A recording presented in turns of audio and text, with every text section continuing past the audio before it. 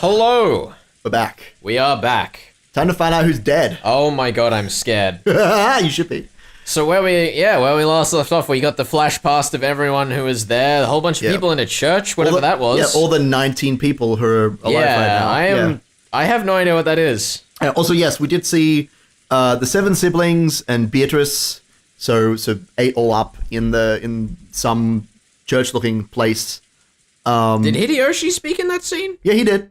Yeah, he only had one line because he's not as interesting as everyone else. But that's beside the point. He definitely did speak. All 7 of the siblings spoke. Although Natsu didn't say a lot. She just went, my head is killing me. Oh my goodness. Now, I'm not actually sure who's talking right now. I'm going to assume it's Battler. Because that's what it usually is. What's that sound that always fills my ears? Is it the sound of the rain, the waterfall, or could it be radio static, or could it be seagulls? A looping audio track? No comment. I can either confirm or deny the existence of looping audio tracks. If not, I want it to be the sound of blood flowing through my body. Yeah, this is Battler. He's having some hard times. Hard times, man. It's not his turn yet. It's the turn of the witch. Yeah, if not, I want it to be the sound of blood flowing through my body. I want it to be the sound of blood circulating through me, telling me I'm still alive. Oh, wait, what? Oh, it was Kinzo. That's weird. Oh, that's weird. That was very weird. All right, well, you want to take this? Kinzo just suddenly got American. I guess. Real bad American. Look, he just loves America. He loves Western culture. Might also be Swedish. We're not sure yet. Fucking callbacks. Ugh. Anyway, this is you as Kinzo. Not dead. Is it morning? The light entering through a crack in the curtain was faint, but at least told him that dawn had broken. Kinzo, still in the position he'd been when he woke up, still sitting in a chair and looking up at the ceiling, felt the blood slowly travel throughout his body. Judging by the clock, it was early morning, 6 a.m. on the dot. No matter how tired he was, no matter how deeply he slept, he always woke up at exactly this time, as though he had measured it with an hourglass. He didn't think of this as something to boast about, but he told himself that, as long as he could still manage this, his health couldn't be that bad. Morning has come, which means, it would appear I've avoided becoming one of the first sacrifices. Was I merely lucky when the roulette was spun, or is this the fruit of my efforts? How irritating that I cannot tell the difference, but I mustn't be bothered by such trivialities. Kinzo was struck by a faint desire to see beyond the study door. After all, he might find the traces of someone's vain struggle to break through the door, a sign that someone had tried to select him as one of the first 6 sacrifices. Humans are cheap creatures. Even though everything is ultimately decided by God, when humans are given good fortune, they arrogantly feel it was due to their own ability. Now, that is directly paralleling what George was saying about, like, we don't care about God, we're gonna make our love blossom. And Kinzo was like, no, you silly people, you foolish humans. Let gods and witches decide your fate. I can't wait for George to be dead. That'd be so great. Oh, that'd be such a good situation. I can confirm nor deny. Neither confirm nor deny. Yeah, that was why he wanted to check whether there was a wretched mark on the door.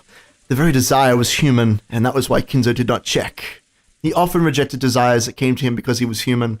By doing that, he could be immersed in a feeling of sufficiency, as though he himself had become a being that surpassed humans. Some kind of a witch, maybe. He recognized human desires for what they were and guarded against them. Things that a human would want to do, but he resisted. Yet he spent most of his life trying to resurrect the lover. Yeah. He's not so competent on that part, maybe. He's got his epitaph. He should know what he's doing, but you'd think so. There's some problems. His eccentricity and rebellious nature had surely given him a rare genius, making it possible for him to succeed in his exploits as he revived the Ushumia family in a single generation. Well then, Beatrice, what were the 6 pieces you took? And what will your next move be? Entertain me. My defense is perfect. I will not shame myself like last time. Oh, what is that referring to, I wonder? Oh, shit. What is that? The servants woke early. They had to open the curtains, prepare breakfast, and complete various other tasks to welcome the guests to a new day. Goto was the most enthusiastic, so Goto's safe, thank God.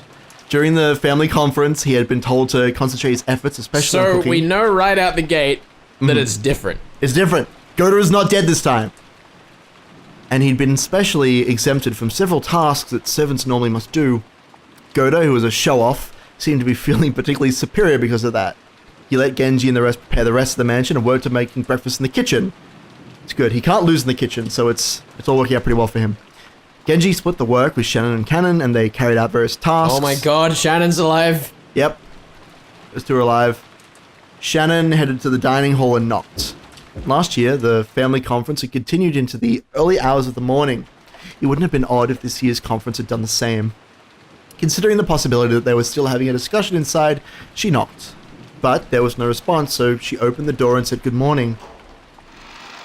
Good morning, everybody. I'm sure none of you are dead. Good morning. Is anyone there? The room was cold, and the conference seemed to have ended a long time before. There was a tea set on the table from which they'd probably been drinking and arranged in a way that would make it easy to clean up. Cleaning up the tea was a servant's job. If the family members were extra generous and cleared up themselves, the service would lose face. So it was a truly pleasant act of kindness for the family to do only this much. As she approached the table to clean it, she noticed something like a memo that had been left near the utensils and cups. Since it was right next to the tea set, Shannon picked it up, naturally thinking it was a memo for the servant doing the cleaning. Written there was not a request, nor was it thanks for preparing the tea. It was just a single word. Shannon looked at it blankly and read it out loud. Chapel. Oh! There's a weird chapel near the merchant. We're gonna go there and see what's up. Not a musical. A small sound kept repeating it over and over. Normally that sound would have been too trivial to be worth caring about. This is you, Battler. If only I could stop hearing it. I could go back to sleep. Oh right no! away. I know who this is. Who is it? Continue, please. This is definitely you. But no matter how much time passed, the sound did not end. This is not Battler. It repeated over and over. I'd assume so, and I mean, the "ah, shut up" tells me exactly who it is. Who do you think it is? This is your voice. I'll tell you that much. Please continue. Who is it? Banging on the door this whole time. As soon as she realized that, she woke up. Someone was knocking. Then she noticed that it wasn't just a knock, but a voice as well.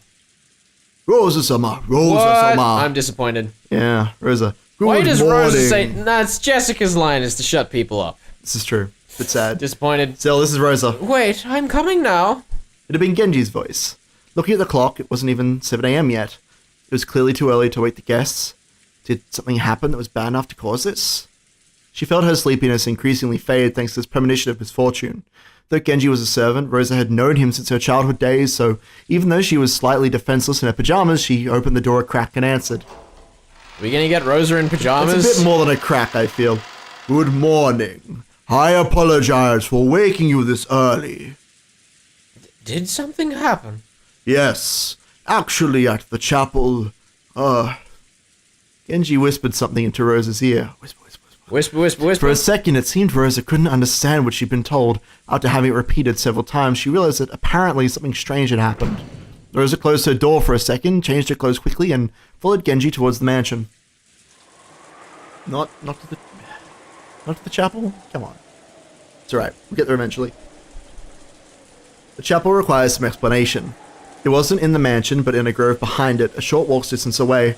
It had been built at the same time as the mansion, so though its walls had been repaired many times, making it look new from the outside, it was a very old building.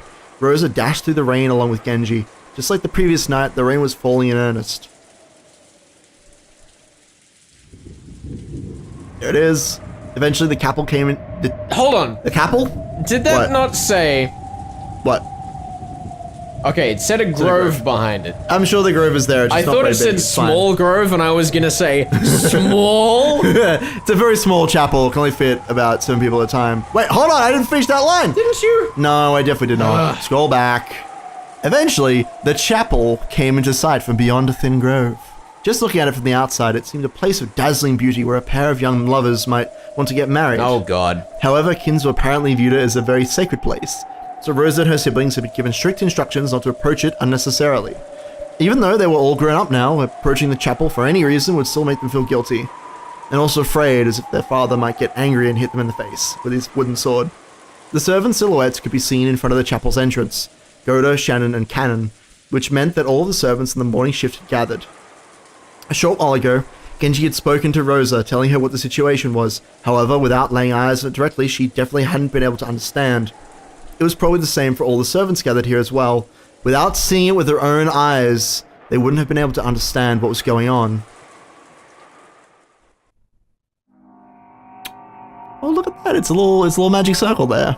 on the door of the chapel, at the entrance to the chapel, one might say. There was something very large, drawn with a creepy, stringy paint. Stringy paint that made one think of blood. Ugh. It's like dripping. Something like a creepy magic circle. What is this? When was it drawn here? The servants looked at each other. Goda was the first to open his mouth. My apologies. We don't usually enter this building, so we don't know when it was made. I find this entire circumstance very suspicious. You do? Because the whole thing is that the entire episode 1, they did not mention any chapel. It's true, there just was no chapel, and now there is a chapel. And also, I was going to say that there were no servant shifts mentioned here, especially. I feel like if it existed, there would have been... There were shifts talked about, specifically on the night of the first murders, because Shannon was going to be in the guest house, but then Genji switched over to... No, but there weren't any mentions of shift at the chapel. I guess so, this is true. And this line is covering that, which, the fact that there's a line covering it right out the gate immediately makes me suspicious. Alright, that's fair, that's fair. Let's continue. Who was the first person to find out? Let's find out. Yeah. It was me. When I went to the dining hall to clean up the tea set, I found a memo with chapel written on it. Shannon held out the memo with a shaking hand. Whose handwriting is this? Isn't it Nissan's or Nasan's? Oh, it isn't. It isn't, yeah. So after that, you came here and found this, right? Yes. Rosa-sama, look at this. What's he found? Oh, what? Happy Halloween for... What? Oh, this is so good. Cannon pointed a single line of English written below the creepy magic circle. Until it had been pointed out to her, she thought it was just another part of the magic circle.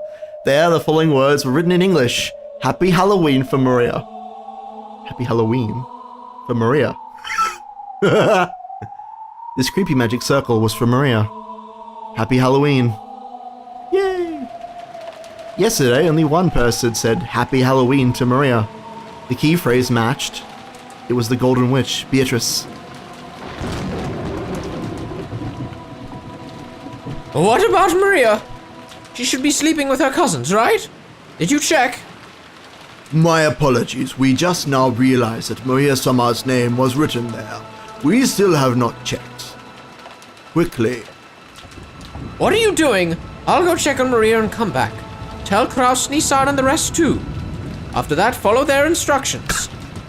After saying that much, Rosa finally noticed that something was odd. Her own rank in this family conference was the lowest of the 4 siblings. Why had she been the only one called during an abnormal situation like this when the other siblings hadn't been? Even if Maria's name had popped up. Could it be... what? Yes, we tried to contact Kraus-sama, but we couldn't find him. And Madame was not in her room. Judging by the condition of the sheets, she might not have returned to her bed at all last night. Rosa felt something creepy crawling slowly up her back. Did you check inside the chapel? No, not yet. We tried, but... Actually, the lock to the chapel is special, so the master key will not work. That's just so suspicious. There is a single key that can open it, but that key is missing from the key box. Where could it be? Where could the key be? I'm so excited. She didn't want to get closer to the door with that creepy magic circle if she could. Rosa readied herself and approached, then tried pushing and pulling the knob. All she felt was the resistance of the sturdy lock. We searched to see if there was a window we could enter through, but I think we'd have to break one of the windows if we wanted to check inside. What do you think? There's no way I can give you approval to do something like that. This is Father's precious chapel. I am so ready for this scene. At that time, the events of the previous day swirled around in the back of Rosa's mind. That's right. I met the witch in the rose garden. Didn't she hand me an envelope? Yeah, there's no mistake. She did hand it over. When Maria tried to open it, the witch told her not to do it yet, and that she surely said, the time to open that will come soon. Rosa was sure there could be no mistake. The envelope Maria had received was...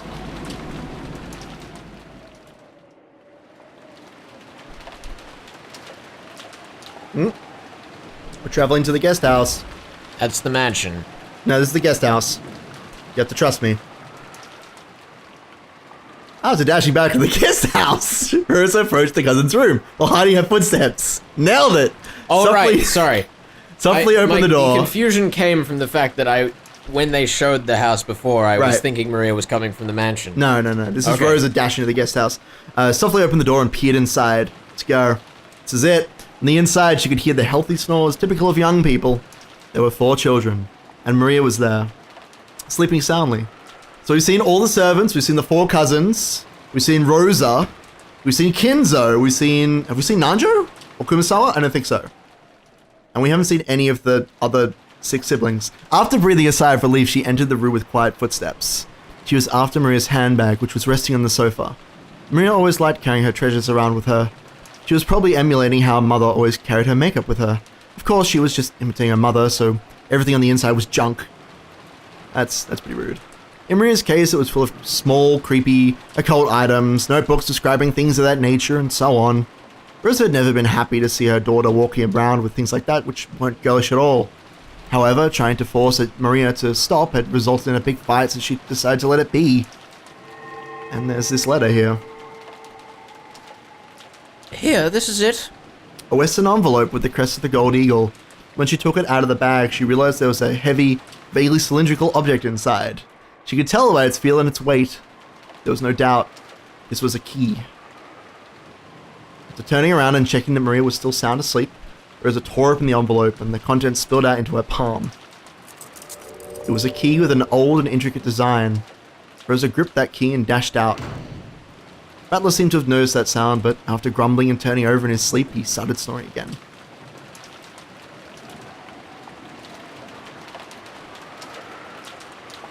Genji-san, could this key be the key to the chapel?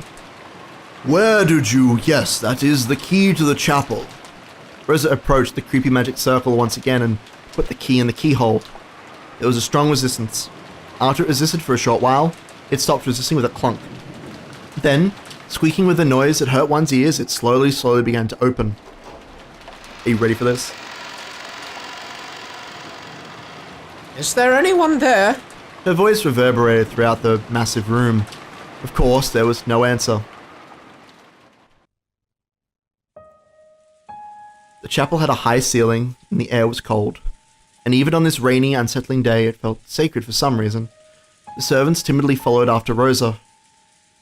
Rosa-sama, look at that. Cannon noticed it immediately and pointed. Over there was the altar, and in the place that would normally have a pastor preaching of God's love, there was a table that shouldn't have been there. At first, it looked like a dining table. There actually were gorgeous plates and utensils placed there, make it look like a child's birthday party or something. Yeah. I'd just like to point out yeah. the jack-o'-lantern. On the top right? What about it? And also the one in dead center, which I originally thought was just a giant orange blob. There's some weird Halloween stuff going on. It's a Halloween party for Maria. Upon closer inspection, the surrounding area had been decorated with pumpkins and black and orange ribbons. There were probably Halloween decorations. And there were people seated at the table. 3 people on each side facing each other, seated in chairs. Are you ready? They could be recognized at a glance. Kraus and his wife, Ava and her husband, and Rudolph and his wife.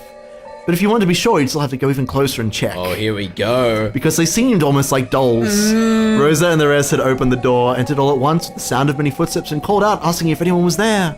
And yet, there had been no reaction. Oh, yes. Even if Rosa and the rest assumed they were being ignored, you'd still expect there to be some kind of reaction. There hadn't even been that. So at first, it felt like someone had set down some dolls that greatly resembled those people. Oh, that's so deliberate. I love that. That's so deliberate. Such a great line. By now, it wasn't just Rosa. Shannon and Cannon, even Goda. They were all fighting frantically with the creepy emotion that grasped their hearts. Here we go. Nissan? Nissan? As she walked towards the altar, she called out again, but there was still no reaction. Yes, by now Rose was sure of it. She was sure these weren't dolls, but the people themselves. This is... They grew close enough to see clearly what lay on the table. It still looked like an adorable banquet, reminiscent of a child's birthday party. Plates piled up high with sweets, cute pitchers with drinks, all kinds of pumpkin-shaped ornaments. They were all decorated in a Halloween style, and while this probably wasn't the time to be thinking it, Maria would surely have been delighted to see all this. That was the state of the table they sat in front of, apparently asleep. It was an eerie scene, as though a small, fun-looking Halloween party had been stopped in time. They're all sleeping? When she approached even closer to them, she realized that there were snacks scattered all over the floor. Candies, cookies, soda, and chocolates, all with heavily fantasy-themed packaging. They were all scattered across a carpet, covered with blackberry and cranberry jam. I was prepared for that one. I don't think that's jam. That didn't even get me. That's okay. I don't think that's jam. Rosa, please. Rosa and the rest finally realized what the situation was. It was a Halloween party, a banquet for those not of this world. Kraus, Nazi, Ava, Hideyoshi, Rudolph, and Kari were sitting in chairs, apparently asleep, but all dead! Aha, there they are! Killed by the witch! Oh my god. How could you tell that they were dead and not simply sleeping? It was because they'd been vertically sliced open from their chests, their stomachs. Oh. That's bad. Oh god. Kraus-sama? Huh? How cruel. The 6 of them had sat down at a Halloween party before having their stomachs split open, killing them. Then the jam covering the floor must be what overflowed from their stomachs once they stuffed themselves completely, right? No. The contents of their stomachs had been scattered all over the floor. And that wasn't all. Out of their stomachs, it was almost as though they'd poured out. As though snacks had overflowed from there. Shit.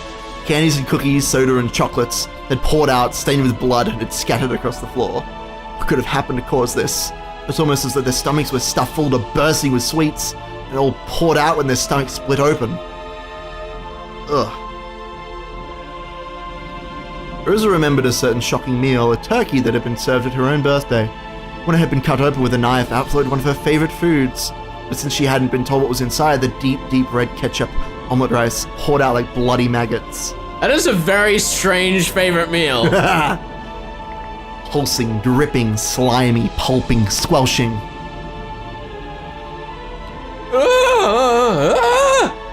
The trauma of her youth was revived. Rosa felt a monster raging inside her stomach as the acid started to rise. Unable to hold back, she threw it all up on the floor. Ugh. Her empty stomach had nothing but stomach acid. The scene in front of her was no fun Halloween party now. The 3 couples were enshrined right there, their stomachs vertically wrenched open with a So many stacks had been stuffed in there, pulpy, squishy. Blood and guts and sweets were overflowing onto the floor. Blood-stained, sticky, sloppy, pulpy sweet snacks that made your fingers stick together, gummy. But stained with entrails, sloppy, pulpy. What was that I stepped on just now that didn't feel like a candy or a cookie or soda or a chocolate? I'm scared what I step on. I can't even look at the bottom of my foot. What a gruesome Halloween party. From far away, it had looked truly beautiful, fantastical, and fun. But from up close, it was horrible, disgusting, and it's somehow still beautiful. Rosa's wild thoughts tried as best they could to escape her throat with a loud voice that was neither a scream nor a roar. Grousama. This is horrible, just horrible. Oh, call an ambulance. Call the police. That's right, the police.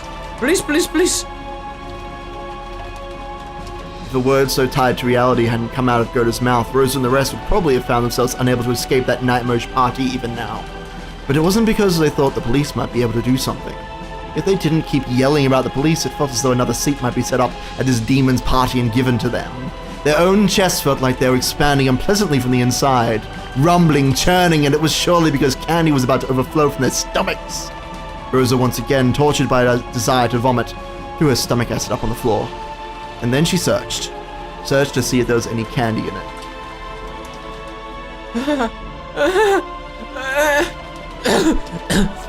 Anyway.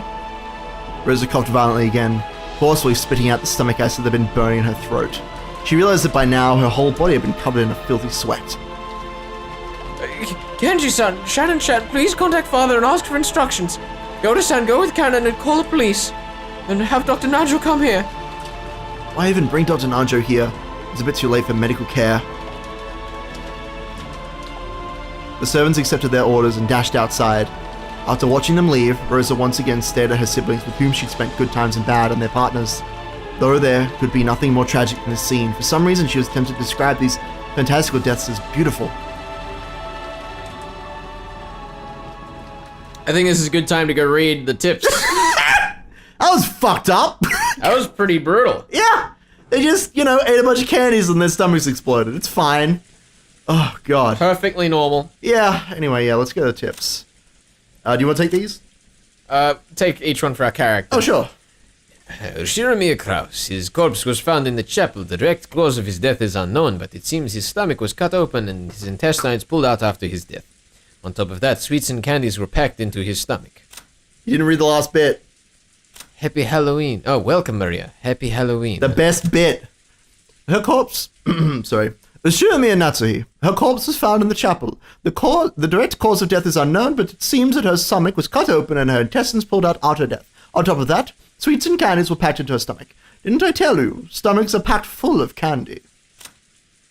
Shiromir Ava. Her corpse was found in the chapel. The direct cause of death is unknown, but it seems her stomach was cut open and her intestines pulled out after her death. On top of that, sweets and candies were packed into her stomach. Everyone has a stomach filled with sweet dreams. That's fucked up. Shiromir Hideyoshi. His corpse was found in the chapel. The direct cause of death is unknown, but it seems his stomach was cut open and his intestines pulled out after his death. On top of that, sweets and candies were packed into his stomach. Why would there be anything filthy inside someone's stomach? Shiromir Rudolph. His corpse was found in the chapel. The direct cause of death is unknown, but it seems his stomach was cut open and his intestines pulled out after his death. On top of that, sweets and candies were packed into his stomach. This is why we want to be as sweet as innocent as candy. Shiromir Kairi. Her corpse was found in the chapel. The direct cause of death is unknown, but it seems that her stomach was cut open and her intestines pulled out after her death. On top of that, sweets and candies were packed into her stomach. And so I give you the land of dreams. Happy Halloween. So no faces obscured this time. Nope, we can see their faces. Absolutely 100% It's almost confirmed like this they is are an not alternate dead. reality where who dies matters. It's almost like this is in direct counter to theories made about the first episode. What? This is fun. Oh my goodness, get that tea in you. After that scene of the stomachs bursting open. Yes, this is actually red tea. I don't want to drink it now. Bloody maggots everywhere. I just made you feel all bad about this. It's okay. I'll drink my tea anyway. It's very interesting. So, Yeah. who died differently? Natsui? Everyone. No. Right. Like who didn't die? Natsui, yeah. Ava, and Hideyoshi were different. Yes. Everyone else was the same. Yeah, it was the let me think. It was Shannon. Oh, of course, it was Rosa. There's the other person. Shannon, Rosa, and Goda died the last time, but they didn't die this time. Instead, it was Hideyoshi, Ava, and Natsuhi. So, consistently, we have had Rudolph and Kairi and Kraus die both times. So that's interesting. I don't know. You might be able to glean something from that, but that's what's similar. And this time, yeah, the faces weren't mashed. So they did make that whole thing of like, oh, they look like human dolls until I got close enough, but we could definitely see their faces. Rosa saw them, Shannon saw them, Cannon saw them, Goda, and I think, did you go inside? I think you did. So yeah. We have witnesses. They aren't here. Where'd they go? The servant room and the kitchen are both empty. What in the world happened? Mama! Where's Mama? My letter! The letter I got from Beato! Give it back! Give it back! Whoa! Perplexing. Batlakun, are you sure it was Aunt Rosa? Well, even if I was half asleep, I'm not too sure. But I get the feeling that in the early morning, Aunt Rosa came in and fished around in Maria's handbag. Just a feeling. I figured there was probably a tube of toothpaste or something in there. Interesting that he picked something round and tubular. Why would there be a tube of toothpaste in Maria's handbag? Looks like you were a little more than half asleep. Battler vaguely remembered Rosa entering the cousin's room. Also, when Maria woke up before the rest of them, she'd started rampaging around, saying that someone had opened the envelope she'd been keeping safe. Putting two and two together, they figured that Rosa had probably come and opened the envelope. A letter from the Golden Witch. I wonder what was inside. Do you remember what were Beatrice's instructions to Maria on opening the letter that she was keeping safe? Do you remember? It was just the time would soon come. And Right. You'll know when the time comes to open the letter, Maria. Yeah. And then Rosa was like, I'm just going to take this letter for myself. She's the worst. Best mom. I don't know, but That envelope was for Grandfather's personal use and it has the Ushumi family crest on it. Had. Whatever was inside it must have had some connection to the family conference. She hadn't let anyone touch it, but yesterday Maria had shown the envelope off to Battler and the rest a whole lot. So, they remembered it well. No! Mama, give it back! Mama, give it back! Whoa! He's not happy. Well, if you're right, it'd have to be pretty important. Why would this mighty witch give something important to Maria? I don't get it. Every once in a while, the refreshing morning atmosphere was completely wiped out by the sound of thunder. It was only natural. Since the moment they'd woken up, they hadn't met anyone else. It felt like only they were left, as if the man should have become an empty husk. Hey, anyone there? Answer me.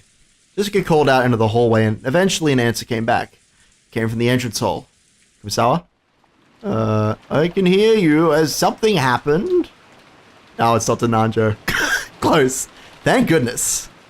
It looks like everyone but us hasn't disappeared from this island after all.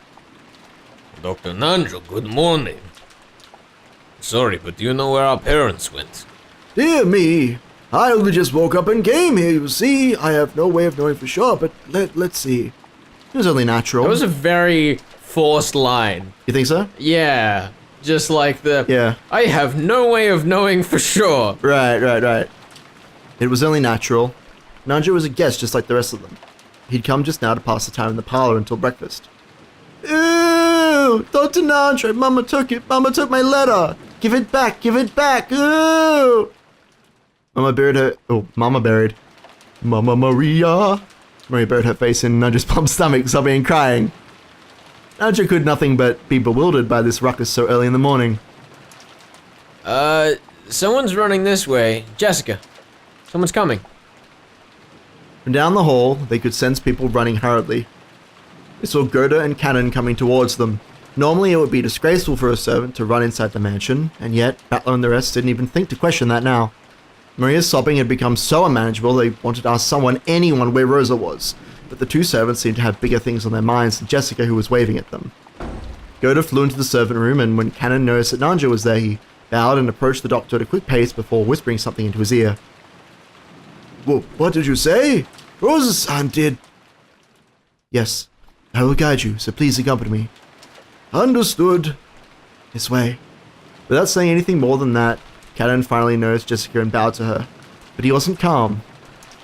He dashed back down the corridor by which he had come, followed by Nanjo. By looking at how hurried they were, Battler and the rest realized that, yes, something bad had really happened. They saw Gerda through the door to the servant room, which had been flung open. He was holding the receiver and violently pressing the hook. From that, they realized that he was trying to call a hospital or the police. In any event, he was trying to call someone because a serious emergency had occurred. Let's have a look. Yeah. Mama, give it back! Give back my letter! It's an invitation to the Golden Land! They didn't know what, but something was happening. Rather than the rest, chased after Cannon and Nanjo. And then we realized. Cannon could have called Dr. Nanjo, but he hadn't called us. So we shouldn't have gone with them. I wonder if Alice regretted her excess curiosity when she chased after that rabbit holding a clock.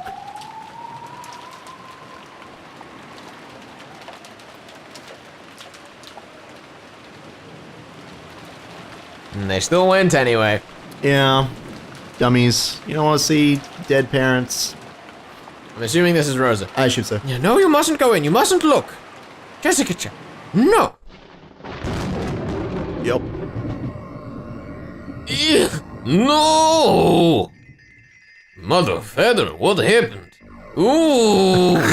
You know what? That's fine. What the hell is this? It goes way beyond bad taste. Isn't taking someone's life bad enough? What the hell is this? Went to all the trouble after they died of seeing them on chairs, slicing their stomachs and pulling their entrails out? Went to all the trouble of stuffing their stomachs full of sweets? Why the hell would you do something so fucked up? Damn it. Nice job, you bastard. I was gonna say. Just great. Ah. It would be best if everyone went outside. They certainly wouldn't want you all to see them like this. Nanjo told the children to go outside, but no one listened. Rosa-san, do please tell them. If they keep looking at something like this, it will do nothing but harm. Rosa regretted her own carelessness. She should have realized the children would eventually come here. She should have quickly locked up inside instead of standing around stunned. so the children had come here. They had seen it. Surely at this very moment they were having a sight bared into their eyes. It was far more grotesque than the shocking meal Rosa had witnessed in her youth. This is just too groovy for this It's pretty scene. great. This is Golden Slaughterer, I think. It's fucking great. While she hugged Maria, who seemed to be too shocked to show any emotion at this gruesome scene, Rosa cried for them and their parents. Before groaning and crying voices, their sadness continued to echo in a place that should have known God's love. Oh, look at... Yes! This is it! You piece of crap. Again, another one of these murders? And this time you made it all elaborate, killing them like it's a total joke. I've been waiting for this scene.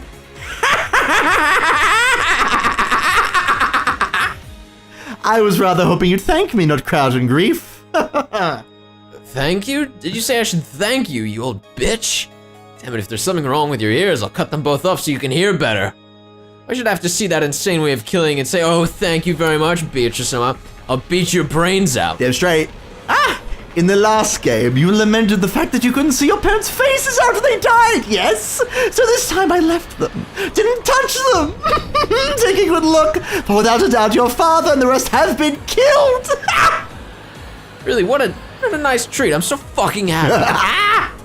I swore I'd plow your face after I took the life out of you, but I'll take that back now. I'll rip out your guts instead. I have to see that face again. Yes, let's do it. Oh, boy.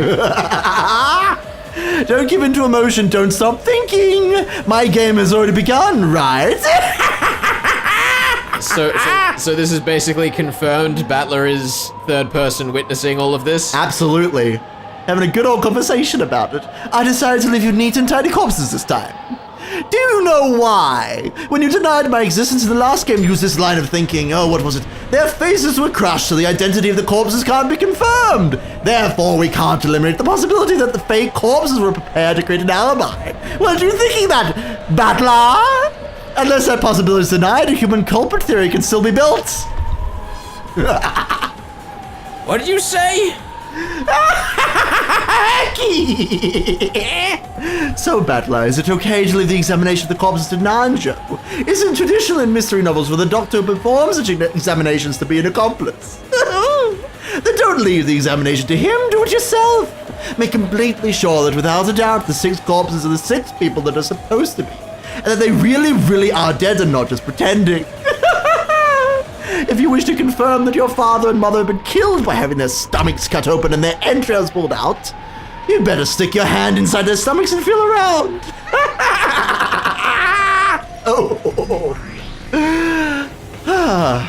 I just like to be glad about the fact I was right. I won't cry. Damn it, I won't cry. Battle suddenly yelled. His tears were still dripping down, so delicious. But as though scolding himself for being a sissy, he slapped his face hard several times with both hands.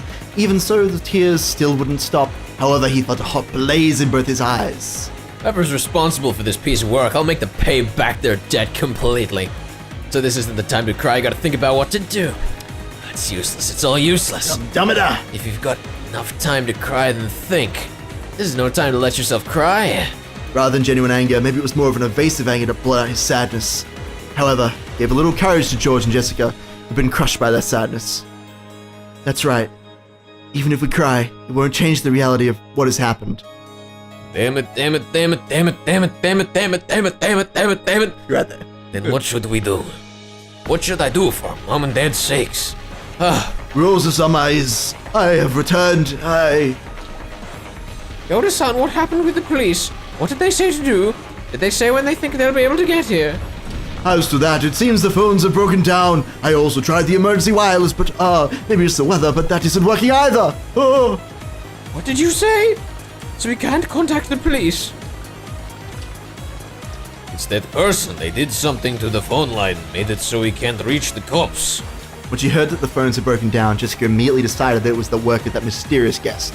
Her eyes were bright red after so much crying, and they began to grow even redder with rage. There's no need to talk about it, right? I understand everything, that's right, I get it. Who killed Dad and Mom? It's obviously her. It's got to be that witch or whoever came yesterday. I'll grab her by the collar. Damn it, damn it, damn it! Jessica-chan, wait. Goda-san can go. Yes, Mom. Milady, wait! Covering her uncontrollable sadness with anger, Jessica ran outside, torn apart by emotion. Thinking about hastily maybe the mystery guest who'd arrived yesterday, Beatrice was suspicious.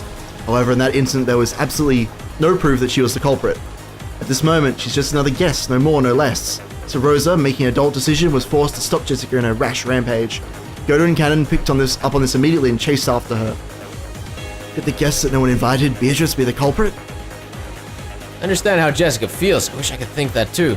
Doesn't matter who. I want someone to be the culprit so I can bash them right in the face. Just can't handle witches. Before that, we need a clear understanding of what's going on. Who is this Beatrice? I haven't even seen her face. If you're looking for her face, it decorates a big portrait in the mansion. You still don't remember after looking at it for so long. Come on, Maria. What's so funny in a situation like this? Beatrice is a witch, and the ceremony to open the door to the Golden Land has finally begun. Those 6 people are sacrifices. Come, let us begin the witches' banquet. Tonight is Halloween, so now the witches will gather to celebrate. Maria, don't I always tell you not to laugh with that creepy voice? Oh, damn. Nope. The crisp sound of Rosa slapping I'm Maria's so cheek sorry, audience. echoed through the high-ceilinged chapel. Here we go. Oh, fuck.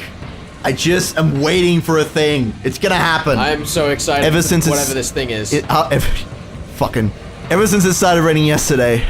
No. Ever since the island was swallowed by the typhoon. This would be you, actually. I felt as though something was wrong. It was bright and sunny when I arrived on Rakanjima, but since I'd gotten up early and was sleepy, I took a nap. I woke up, it had already started raining. And ever since that time, suddenly a mysterious visitor calling herself the Golden Witch Beatrice arrived. I felt like I was sinking bit by bit into a bizarre world called Purgatory. And everyone's having a tea party. What the heck happened while I was napping? All these weird witches. Am I supposed to believe this island was sealed off in a different world where common sense doesn't apply? Who is this person called Beatrice? Some unknown person trying to involve themselves with the inheritance problem, just like our parents were freaking out about at dinner last night? Or is this the culprit witch from the Legend of the Gold, just like Maria said? Even if we set Jessica's temper aside, given the circumstances, it's probably safe to say this visitor person is the most suspicious, but we mustn't make up our minds based on that alone. It's useless, it's all useless. Bella, please. I smacked my face with both hands again, cooling off my brains before they overloaded. That might have been wasted effort. There's a lot of first-person dialogue going on here. Wow, just like the entirety of the first episode. I know. This is one of Grandfather's envelopes. No, George. Oh, that's interesting. Okay. One of Grandfather's envelopes. On a tray piled high with sweets to decorate the table, George and Nikki found a Western envelope that had the Umineko family crest. This is me, it says This Nikki. is still you. Yeah, you're right. A golden leaf. And it was unopened. Which means it's probably meant for us, right? If it was something Dad and the others read, it should be open. It seems your reasoning is correct. It's written right here. Someone wrote, "To those who remain." Is that a letter the culprit left? What's inside? Aniki, let's open it. So hype. After nodding silently, George and Aniki broke the seal. A folded letter came out. I'll read it. Welcome to Rakanjima, members of the Ashurimiya family. I am Beatrice, the alchemist of this family, employed by Kinzo-sama himself. Oh. The letter really was a joke. This Beatrice, who called herself this family alchemist, announced that she was collecting the gold she'd lent Grandfather along with interest. And then interest was everything Grandfather had created.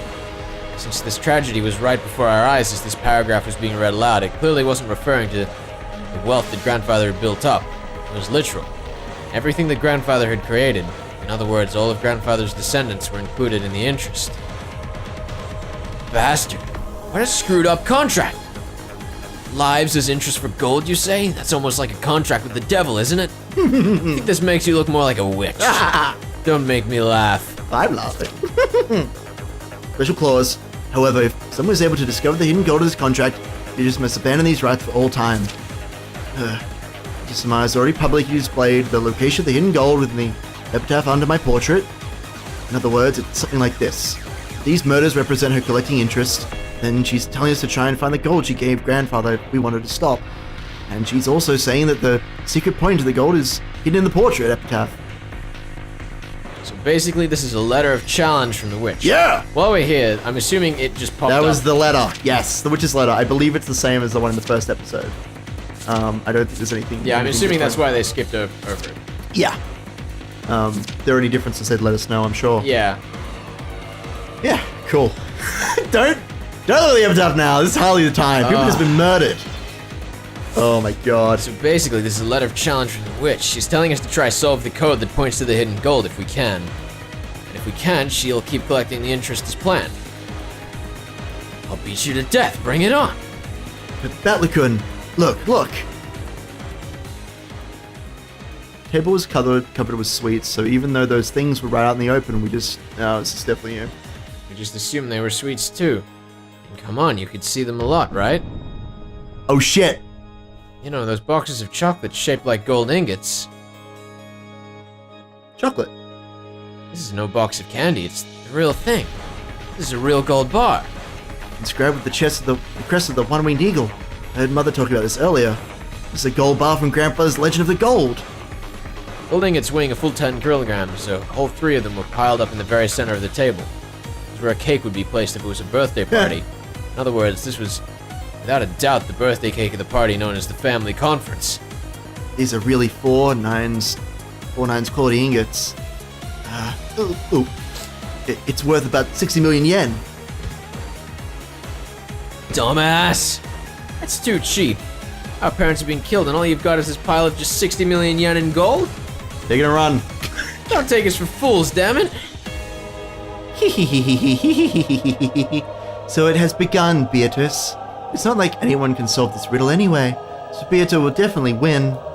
Quickly open the door to the Golden Land and take me with you. Hold on, Maria. She still has to be revived. This is true. Revival and then Golden Land.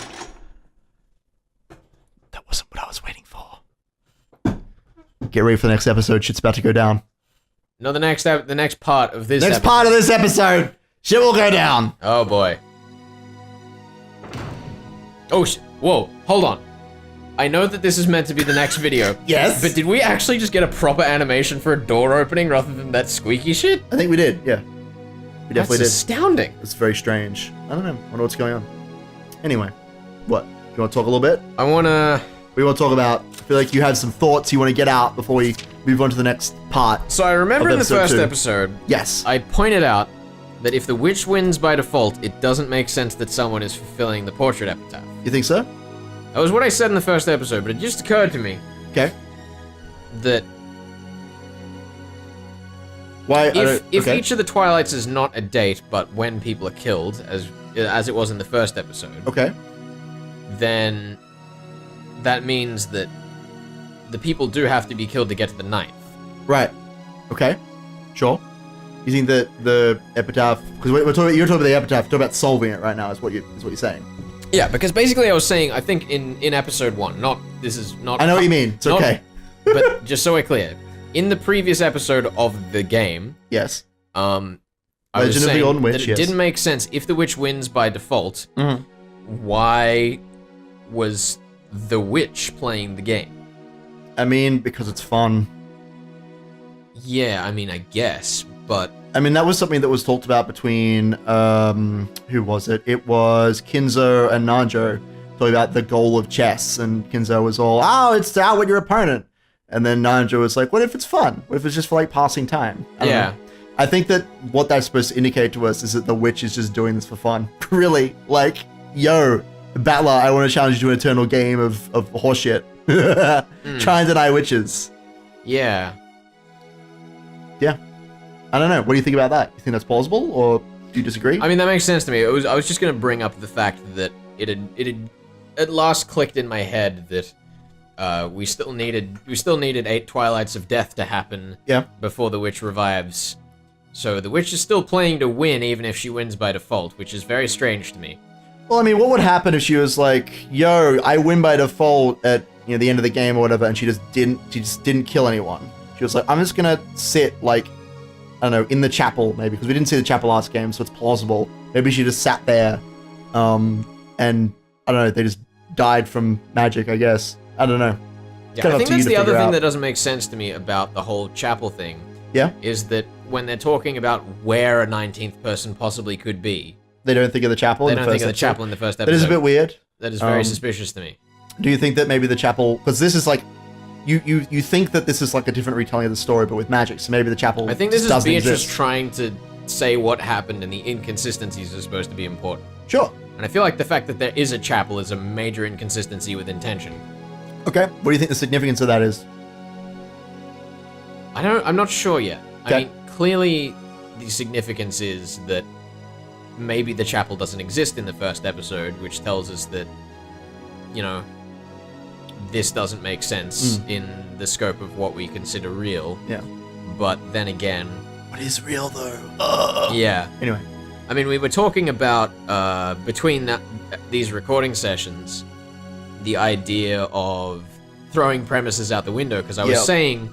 So much. I was saying to Ben, it's like, if we just find out in this episode, or a sooner one, that magic is real, then we just throw the premise out the window of what we're doing right now. Which we've already done so many times. Yeah, and Ben was like, well, that's what we've done. That Yeah. doesn't make it. So, I'm thinking at the moment, I'm sticking with the idea at this point that magic isn't real, and this is all meant to be, like, a loopy twist to try trick you into thinking something else. Sure. But I'm still certainly open to the idea that this is just going to be like a, hey, this is what we're actually doing, and then it's actually, this is all just clues for something that happens later on. You think so? Once maybe we find out that magic just is real, and that's... Sure. There's no Yeah, I question. mean, well, this is the thing that I kind of told you a little bit about, but I want on tape, I want on recording. Like, Yeah. if it turns out that magic is real, like the witch it all knows, what is the point? Not just from like the perspective of the characters, but the perspective of the author of this story, Ryukishi, the guy who like wrote the 8 episodes. What is the point of making a story which is like, oh, it's a detective novel and you're supposed to figure it out and blah, blah, blah, and then, oh, it's magic. Like, what is the point of that? Yeah, that doesn't make Right? any sense. It might be worth thinking about, though. Like, what would be the point of making a story like that? But, you know, it's kind of up to you to think about. We're only in episode 2. As crazy as things are, we are only in episode 2. Things will get crazier, I'm sure, at some point. Perhaps sooner than later. Anyway. I mean, I feel like the candy-filled stomachs with intestines ripped out great. is already pretty crazy. That was great. I'm waiting. I just cannot handle this. I can't wait for the next episode. As I was saying, they tried to jump scare me, but I've been so on edge were this so whole time. prepared. I was so prepared for it. Yeah. Oh boy. Yeah, I guess the only question I'd have is that, as you said, this is kind of a situation where the witch, like, is maybe trying to convince us that magic exists when it Yeah. doesn't. That might be what's happening. In which case, we're at a very heavy disadvantage because we're just being told all these things. And if we go with the unreliable narrator perspective, then how do we sort through that? And that's partly why I refer to this as a game and not as a novel, is because it's kind of our job, but to like sort through everything. But like, how do we do that in this story? Yeah, something to think about. Until the next episode. Well, I guess we'll see you next time on Das Umineko. Later, sea cats. Get your head in the game, Wildcats.